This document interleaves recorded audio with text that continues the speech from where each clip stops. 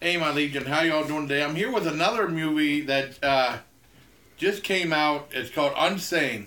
It's the newest Steven Soderbergh movie. And the one, before I get started, with Unsane, they had, back in the older days, you know, in the 80s and stuff like that, they used to rename a lot of the foreign horror films and stuff like that. And I remember Fangoria was said that they renamed the great Argento movie Cat Terror. They called it Unsane. They said it was a horrible title. And then all these years later, they're using that as the real title for a movie. Not the Argento one, but the Steven Soderbergh one. And the one it's about, because we saw commercials for it, and it's a very low-key movie. It's the very first film I've seen in a theater from Blocker Street Films.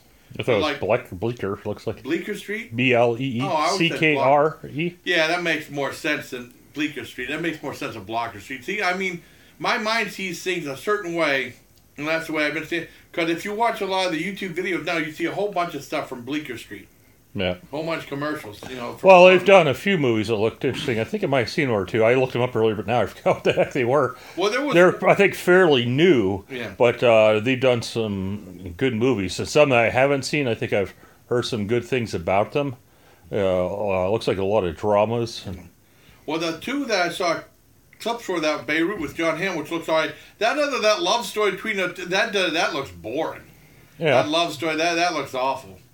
But I mean, well, I'm not into love stories anyway, so I probably in a way, that's the reason I never saw Brokeback Mountain, not because there's a couple of gay guys, but because there's a love story, and I don't really care for love stories. Maybe a romantic comedy is okay, but a love story is, yeah. But definitely see Magic. They say Magic a love story. That's that ventriloquist done with That's a good one. Oh yeah, I've seen that with what the hell is his name now? Now I'm brain farting. Anthony Hopkins. Yeah, one of his early movies. And that commercial that freaked me out as a kid in second grade, I'll never forget that. And they called up the stage was playing and said, "Will you stop playing a commercial? Why? Because you're scaring the hell out of the kids." But that commercial was really freaky. And this one is kind of a love story too. Yeah, like the TV show Jessica Jones was a love story. For those who watched it, you'll understand. They're both about stalkers. Yeah. And this one, I mean, it's shot really differently. It's very low-key. It has a great soundtrack, though, but a lot of it's quiet.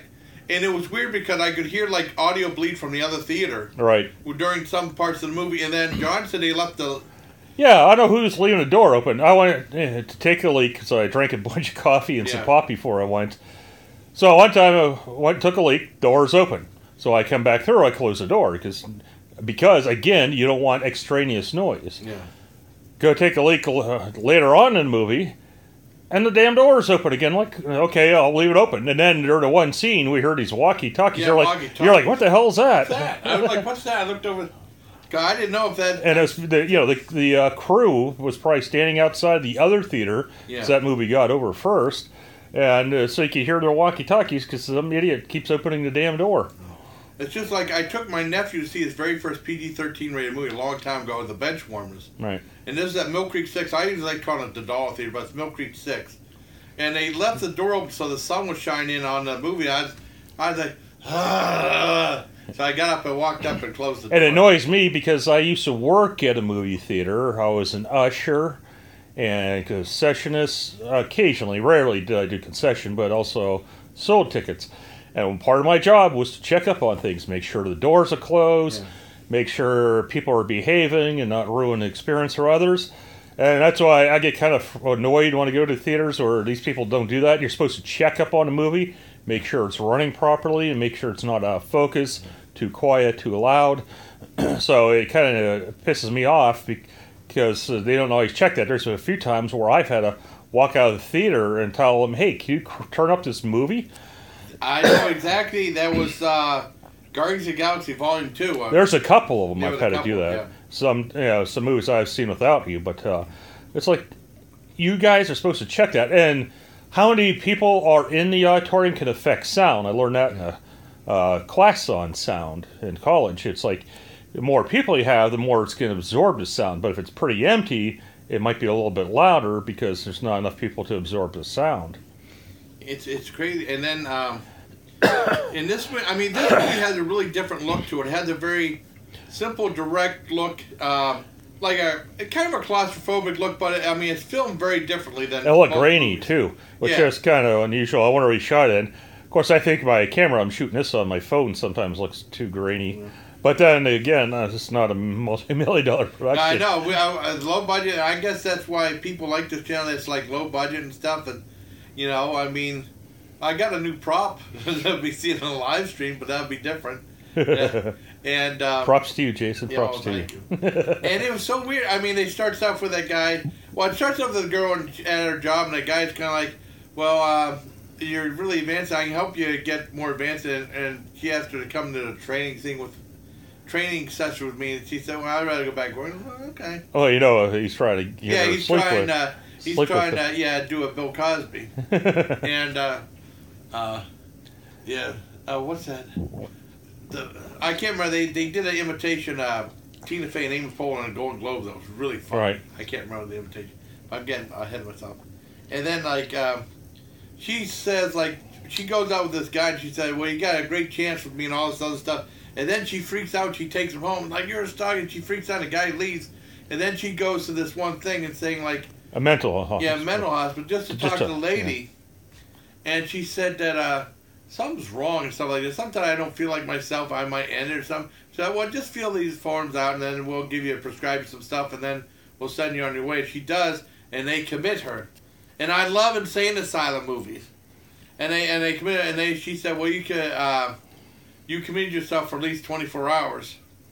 And there's a reason behind it, but I don't want to give away that much stuff. Right. And then she's very violent. And then they decide to commit her longer. Right. Yeah, no, this isn't really a spoiler, because I think it says in the trailer that, she had an issue with the stalker. And, when she was interviewing with the lady that she unwittingly got committed from, she was talked about the stalker, and, I start seeing him everywhere now. And, of course, she's speaking figuratively. Yeah. Well, and she's in the hospital, she thinks she sees him. So, in the beginning, for, 15 minutes, 20 minutes, half hour, you kind of wonder, is she really seeing him, or is it all in her head? And we won't tell you the answer. You got to see the movie yourself. Really, but at least for me, I thought about that because I'm like, watch, it's all in her head, or will it be he's actually there? Yeah. And it was really well done movie. Very good. It was awesome. I'm glad you brought that up. Said, hey, check this out, and I think it fell off my radar. Yeah. So after you suggested us seeing that, I watched the trailer. I'm like, oh, yeah, let's watch that. Yeah. It's definitely a hidden gem that might come and go real quick. Because he did Traffic. Traffic was a hit movie, but Traffic had a very different look to it. This has a very different look to it. There's lots of quiet parts in it. It's like calming parts. It has like that sterile hospital look, like Jamie Lee Curtis in Halloween 2, which I love Halloween 2, the original one. But I mean, not as menacing, because he was more, but I mean, they were menacing in both the same ways. And then, do you think I should say who that stalker looks like? No, because no one would know. Oh, okay, I won't. But it's pretty funny. And I love the movie. I give it a 10 out of 10. I love the soundtrack. It would be cool if they nominated the soundtrack for Academy Award. And I love there's different scenes. That the lighting in some of the scenes were really fantastic. There was a part where, I'm not giving away a spoiler, one of the biggest surprises, one of the biggest shocks in the movie, the ending credits were about 1.5 minutes long for a brand new movie.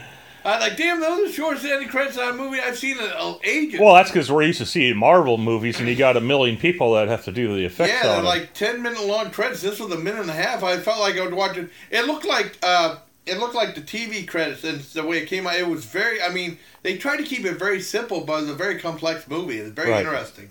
I really liked that. So I give that 10 out of 10. Yeah, if you like suspense movies, go see it. It's very good. Yeah. I've only seen a handful of movies, like Traffic. I forget what else he's done that I've seen. I've never really watched fully any of the Ocean 11 movies or any of that stuff. I've seen the Ocean 11. I've seen 1, 2, and 3. I've seen all 3 of them. Yeah, there's a couple of his I've seen. I looked him up now. I can't remember what the hell I've seen of his. But he's usually a pretty good director. So I saw the original Ocean. When he said 11. It was Steven Soderbergh, I'm like, yeah, let's go check him out. Yeah, the Rat Pack. I mean, it's a really cool horror movie. Like I said, it's going to be a hidden gem movie. that probably will come and go real fast. Most people will not.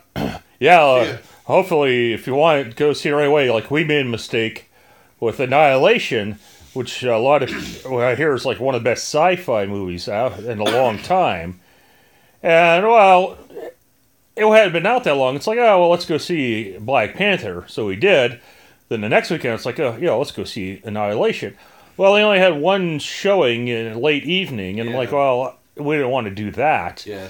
And it's unfortunately, because I heard it's supposed to be good, and then I read an article, it's even more Lovecraftian than you thought. I'm like, God damn it, and it's gone already. I know. It sucks. But a buddy of mine at work said that Netflix bought the rights to it, so hopefully it'll be on Netflix in no time at all. But I would love to have seen it on the huge screen. Yeah. Of course, I just had to sell for my Wii 50-inch screen. Well, I mean, it'd be cool if they had all the A24 movies come to Netflix, like The Disaster Artist and like what's that new that Burt Reynolds last. I would like to see a last movie star, him and Chevy. I don't know if it'd be worth seeing in the theater, but I wouldn't want to see it on Netflix. It looks like maybe like a made-for-TV type movie. But and you noticed that. Oh, I put my finger right for the camera. And you noticed in the end credits, I think you pointed out before I saw it, that it's at Amazon Prime. So I don't know. Prime, yeah. I don't know if that means that Unsane will be on Amazon Prime soon. Then probably. Yeah. So, or it's kind of weird because you think if it's Amazon Prime, it'd just be on their channels. But yeah, keep your eyes out if you miss at the theater and you have Amazon Prime. Yeah. Which I know, it's funny because like with all these streaming services, it can be expensive I can't speak really well. It can be as expensive as cable. I just have the Netflix, and then I have Amazon Prime because that has other benefits. Yeah.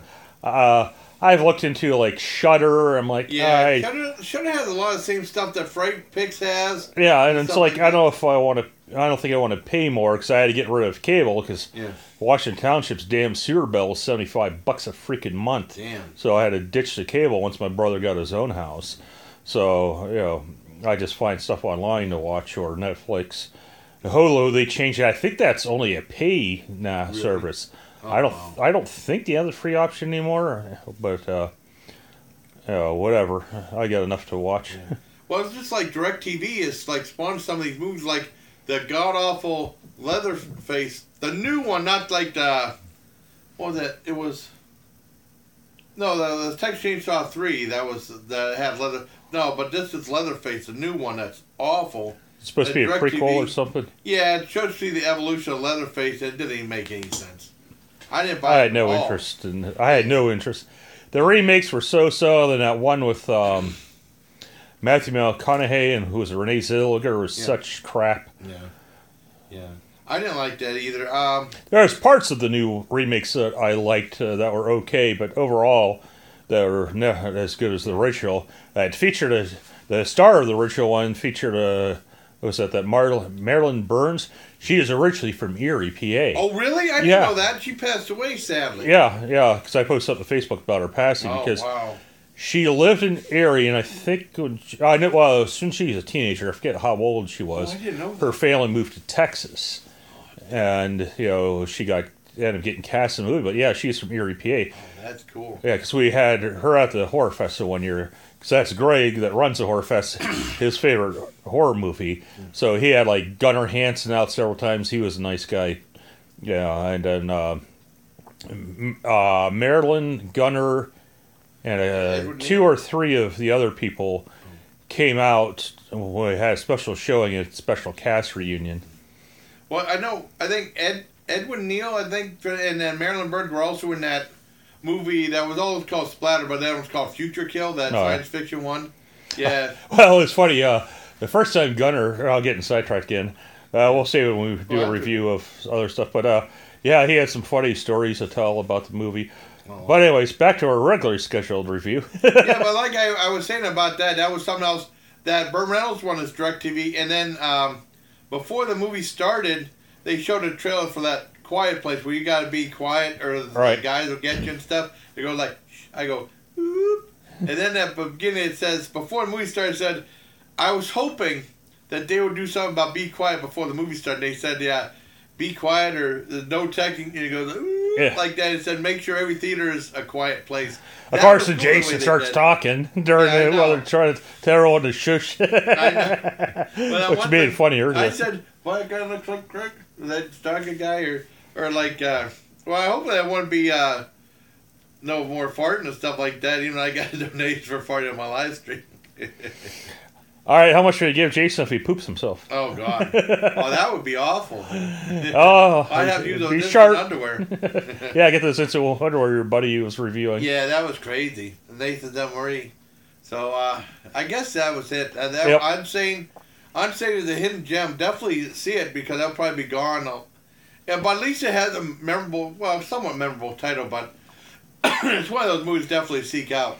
Unsane is insane, man. But when you were saying Annihilation, I kept thinking of the song Elimination from Overkill. No. Well, I went off the track again. So hope you liked this video, everybody. And until next time, everybody, please take care of my leading. From me and my buddy John. Adios. Stop recording, you sons of bitch. Yeah.